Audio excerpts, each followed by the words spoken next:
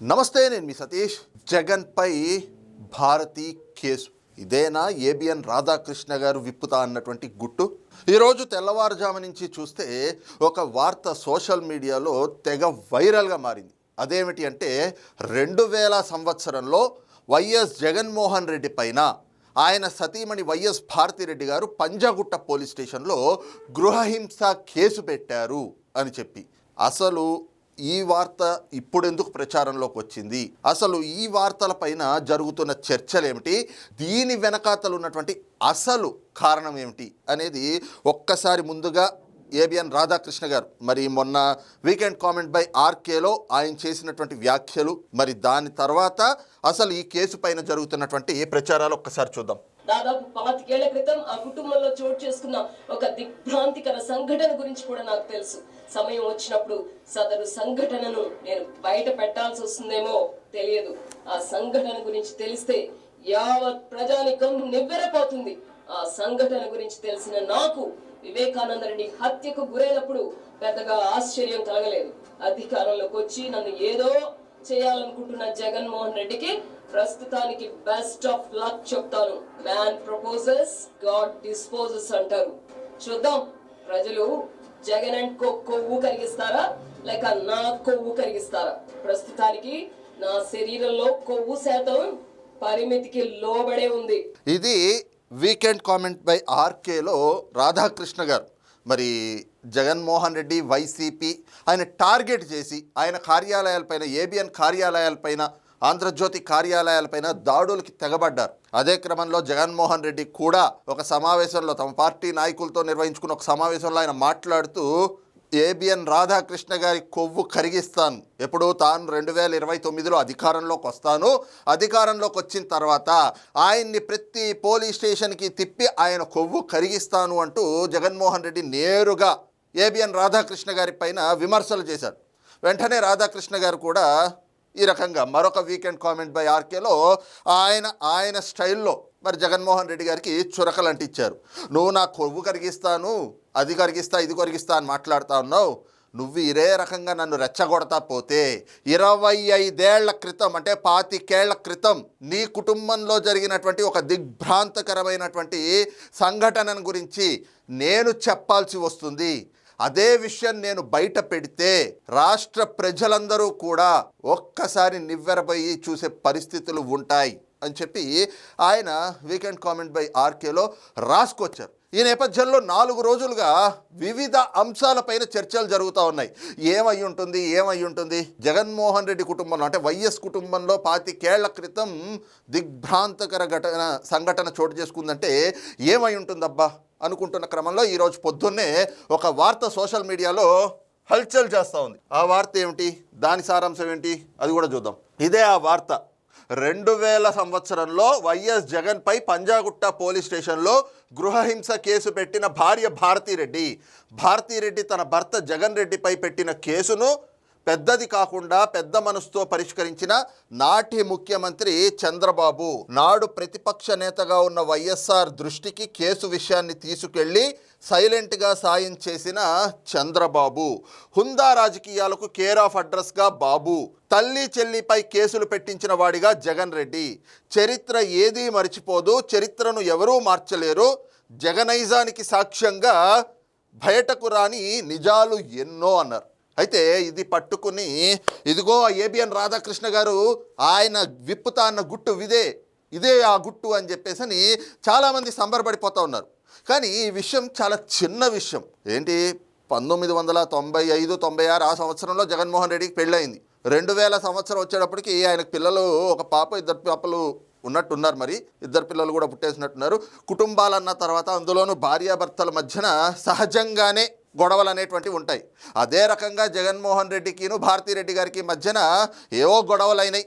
ఇంకా జగన్మోహన్ రెడ్డి గారి నైజం అందరికీ తెలిసిందే కదా.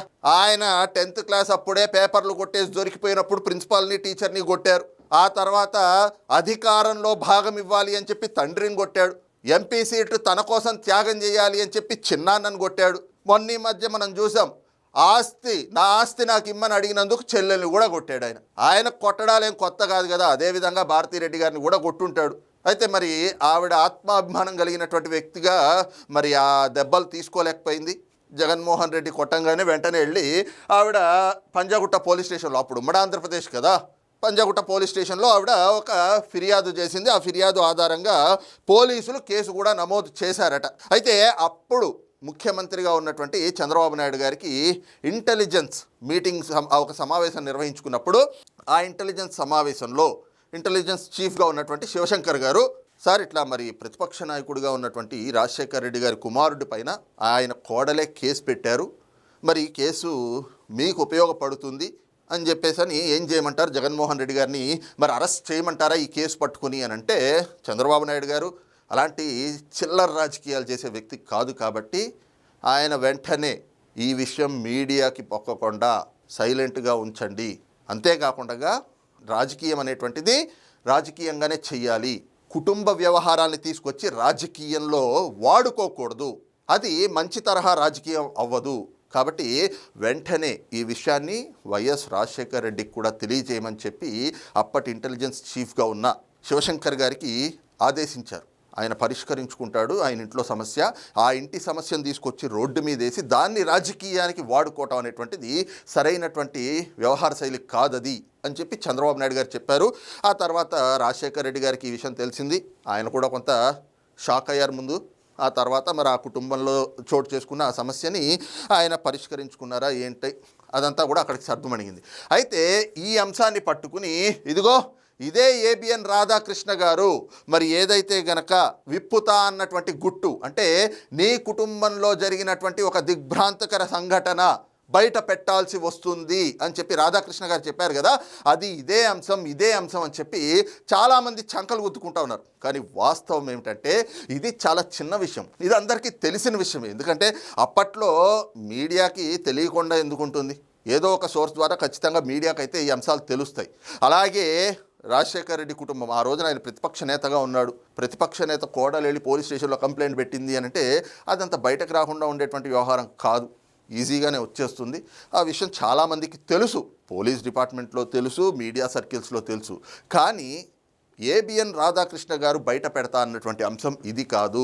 ఏబిఎన్ రాధాకృష్ణ గారు నీ కుటుంబంలో చోటు చేసుకున్న మరో దిగ్భ్రాంతకరమైనటువంటి సంఘటన బయట పెట్టాల్సి వస్తుంది అని అన్నారే, ఆ అంశం ఏమిటి అనేదే కదా ఇప్పుడు అందరికి క్వశ్చన్ మార్క్. ఈ క్రమంలోనే ఈ అంశం పైన మరొక కొత్త ప్రచారం కూడా తెరపైకి వచ్చింది.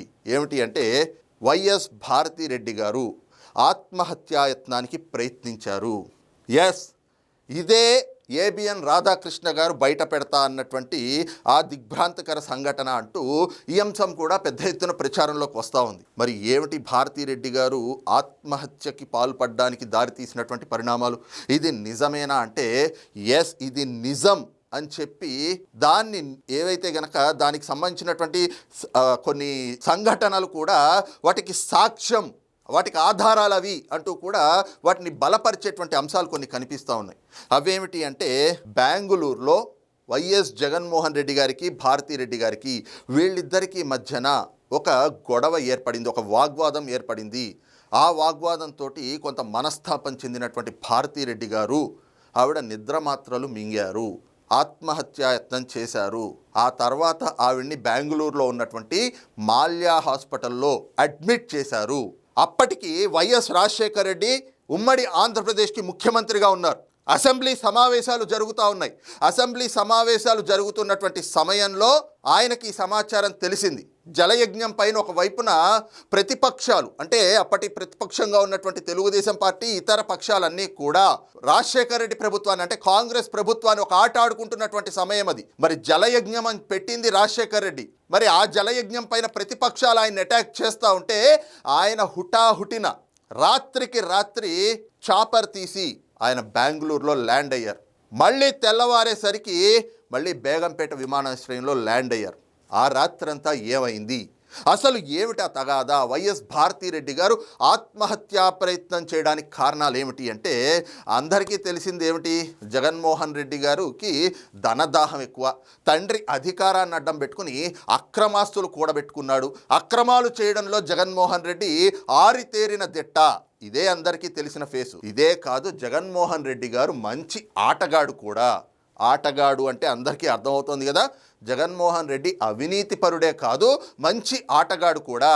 2004, 2009 మధ్యకాలంలో తన తండ్రి ముఖ్యమంత్రిగా ఉన్నటువంటి సమయంలో జగన్మోహన్ రెడ్డి గారికి అప్పుడు పెళ్ళయింది, 2 పిల్లలు ఉన్నారు. అయినా కూడా అప్పట్లో సినిమా ఇండస్ట్రీకి సంబంధించినటువంటి ఒక ప్రముఖ హీరోయిన్ తోటి ఆయన ఒక అఫేర్ నడిపారు. అప్పట్లో పెద్ద ఎత్తున వార్తలు కూడా వచ్చాయి.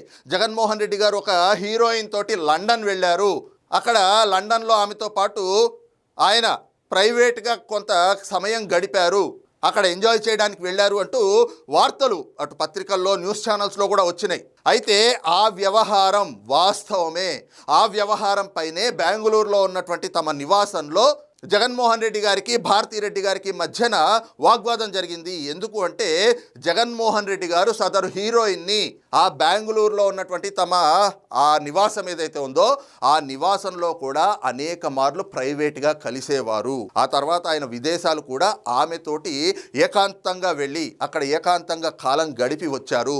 ఈ విషయాలన్నీ కూడా జగన్మోహన్ రెడ్డి గారి సతీమణి భారతిరెడ్డి గారికి తెలిసి దీనిపైనే జగన్మోహన్ రెడ్డి గారిని నిలదీస్తే మళ్ళీ జగన్మోహన్ రెడ్డి గారు పాత తరహాలోనే, అప్పుడైతే ఆయన ముఖ్యమంత్రి గారి కుమారుడు కదా, ఇక నన్ను విడిచిపెట్టి పోదులే, ఎక్కడికి పోద్ది, ఇప్పుడు నా మీద కేసు పెట్టేటువంటి అవకాశం కూడా ఉండదు, ఎందుకంటే మా నాన్నే సీఎం కదా అనుకుని మళ్ళీ ఆవిడ పైన ఆయన చేయి చేసుకున్నారు. ఆవిడతోటి వాగ్వాదమే కాదు, అక్కడ వాళ్ళిద్దరికీ మధ్యన ఘర్షణ కూడా జరిగింది. దాంతోటే మనస్తాపం చెందినటువంటి వైఎస్ భారతిరెడ్డి గారు నిద్రమాత్రలు మింగి ఆత్మహత్యాయత్నం చేశారు. ఆ ఆత్మహత్యాయత్నం చేసిన తర్వాత ఆవిడ్ని అక్కడ ఉన్నటువంటి మాల్యా హాస్పిటల్లో అడ్మిట్ చేశారు. ఈ విషయం అసెంబ్లీ సమావేశాలు జరుగుతున్న సమయంలో వైఎస్ రాజశేఖర రెడ్డికి తెలియగానే అక్కడ జలయజ్ఞం పైన ప్రతిపక్షాలు తమని కౌంటర్ చేస్తూ అటాక్ చేస్తున్నా కూడా ఆ విషయాలన్నీ పక్కన పెట్టి రాజశేఖర్ రెడ్డి గారు హుటాహుటిన బేగంపేట ఎయిర్పోర్ట్ నుంచి చాపర్లో అంటే హెలికాప్టర్లో హుటాహుటిన బెంగళూరుకి వెళ్ళారు. ఆ రాత్రంతా కూడా అక్కడ చర్చలు జరిగినాయి. అక్కడ మొత్తం సర్దుమణగేలాగా మొత్తం ఆ చర్చలు అంటే జరిగినటువంటి గొడవలు మొత్తాన్ని కూడా సర్దుమణగ చేసి మళ్ళీ నెక్స్ట్ డే తెల్లవారేసరికి మళ్ళీ అదే హెలికాప్టర్లో రాజశేఖర్ రెడ్డి గారు తిరిగి బేగంపేటకు వచ్చి ఆ మరుసటి రోజు అసెంబ్లీ సమావేశాలు హాజరయ్యారు. ఈ విషయం బాహ్య ప్రపంచంలో చాలా తక్కువ మందికే తెలుసు. జగన్మోహన్ రెడ్డి గారు అవినీతిపరుడు, ఓకే, అక్రమాస్తులు కూడబెట్టుకున్నాడు, ఇవన్నీ తెలుసు. కానీ ఇలాంటి ఒక ఆటగాడు, ఇలాంటి ఒక సంఘటన జరిగింది, ఆయన ఇలాంటి ఒక అక్రమ సంబంధాన్ని అంటే వివాహితుడైనా కూడా ఆల్రెడీ ఆయనకు పెళ్ళయింది, 2 పిల్లలు ఉన్నా కూడా మరొక స్త్రీతోటి అప్పట్లో టాలీవుడ్లో హీరోయిన్గా ఉన్న ఆమెతోటి ఈయన అక్రమ సంబంధాన్ని నడిపాడు. ఈ విషయం పైన భారతిరెడ్డి గారితో గొడవైంది, ఆవిడ ఆత్మహత్యాయత్నానికి కూడా పాల్పడింది అనేటువంటి అంశం, ఈ అంశాలన్నీ కూడా బయటకు వస్తే ఏమైంది? జగన్మోహన్ రెడ్డి గారు ఏదో పెద్ద భార్యాలోలుడు, భారతిరెడ్డి గారు ఆవిడ చెప్పు చేతల్లోకి వెళ్ళిపోయి ఈ రోజున తల్లి చెల్లిని వదిలేశాడు అని చెప్పి ఒకవైపున ఈ అబాస్పాలు అవుతా ఉన్నారు, ఇంకో వైపున బాబాయిని హత్య చేయించాడు ఏది ఒక ఎంపీ సీటు కోసం అని ఆ విషయంలో ఆయన అబాస్పాలైపోయాడు. మరోవైపున తండ్రి చనిపోతే తండ్రి శవాన్ని పక్కన పెట్టుకుని సీఎం కుర్చీ కోసం సంతకాల సేకరణ చేయించాడు అని ఆ విషయంలో ఎప్పుడో అప్రతిష్ట పాలైపోయాడు. ఇలాగా అనేక అంశాల్లో అప్రతిష్ట పాలవుతూ వచ్చిన జగన్మోహన్ రెడ్డి అధికారంలో ఉన్న 5 ఏళ్ళు చేసిన అరాచక పాలనతోటి ప్రజల చీత్కారాన్ని ఎదుర్కొన్నాడు. ఇకపోతే ఇప్పుడు ఈ అంశం, భార్య ఉండంగా ఇంకొకళ్ళతోటి అక్రమ సంబంధాలు కూడా నడిపాడు జగన్మోహన్ రెడ్డి అని వస్తే ఇంకేం చేస్తారండి? రేపొద్దున జగన్మోహన్ రెడ్డి నిజంగా పాదయాత్ర ఏదో చేస్తా అంటున్నాడు, తలెత్తుకుని జనాల్లో తిరగలడా? జనాలు ఆ రోజు నిలదీయరా? మరి నీలాంటి నీచుడా, మమ్మల్ని పాలిస్తాను, మళ్ళీ నన్ను ముఖ్యమంత్రిని చేయండి అని చెప్పి జనాల్లోకి వస్తుంది అని చెప్పి. కాబట్టి ఆయన ఏబిఎన్ రాధాకృష్ణ గారు అదే అన్నది, 25 ఏళ్ల క్రితం నీ కుటుంబంలో జరిగినటువంటి దిగ్భ్రాంతకర సంఘటనను నువ్వు నా చేతే బయటకు చెప్పించేలా ఉన్నావు, అదే చెప్తే ప్రజలు నిన్ను ఆ వ్యవహారం పైన నివ్వెరబోయి చూడడమే కాదు, నిన్ను ఈసడింపుగా చూస్తారు, చేదరించుకుంటారు, చీత్కరించుకుంటారు. అందుకని చెప్పి జాగ్రత్త, రెచ్చగొట్టేటువంటి చర్యలు ఇప్పటికైనా మానుకో అని చెప్పి ఆయన సున్నితంగా హెచ్చరించారు. ఇదే వ్యవహారాన్ని ఏబిఎన్ రాధాకృష్ణ గారు మరి హెచ్చరించిన అంశం, ఆయన గుట్టు విప్పుతా అన్నటువంటి అంశం ఇదే అంటూ కూడా ఒక పెద్ద ఎత్తున ప్రచారం అయితే మాత్రం ప్రస్తుతం సోషల్ మీడియా సర్కిల్స్లో విస్తృతంగా జరుగుతూ ఉంది. మరి ఈ అంశం పైన మీ అభిప్రాయం ఏమిటనేటువంటిది కింద కామెంట్ సెక్షన్లో మెన్షన్ చేయండి. Thank you.